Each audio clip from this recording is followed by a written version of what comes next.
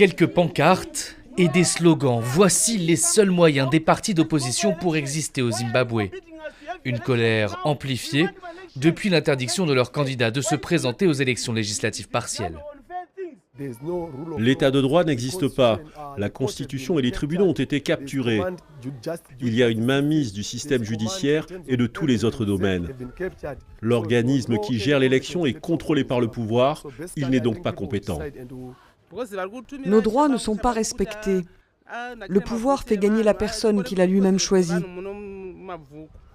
Tout commence en octobre dernier. Un homme se présentant comme le secrétaire général par intérim du parti d'opposition, mais qualifié d'imposteur par ses détracteurs, écrit au président du Parlement pour l'informer que les 14 députés de l'opposition ont démissionné de leur parti et qu'ils ne pouvaient pas garder leur siège. Conséquence, le président du Parlement, membre du ZANU-PF, déclare les postes vacants auprès de la commission électorale. Des élections partielles sont organisées dans 9 circonscriptions.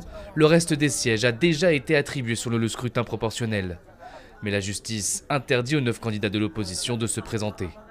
Résultat, le ZANU-PF est désormais presque assuré de combler son ambition, obtenir une super majorité selon cet analyste politique.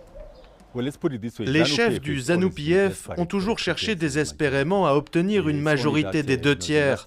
Mais lors des dernières élections, il était très clair qu'ils ne l'obtiendraient pas. Mon sentiment profond est donc qu'ils ont manipulé ce système d'élections partielles de telle sorte qu'ils ont pu éliminer un certain nombre de concurrents qui siégeaient au Parlement.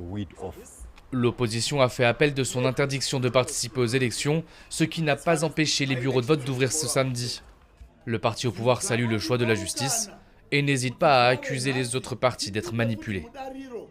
L'opposition est contrôlée par de nombreuses forces extérieures, les Européens et les Américains, ce qui finit par troubler le chef de l'opposition lui-même.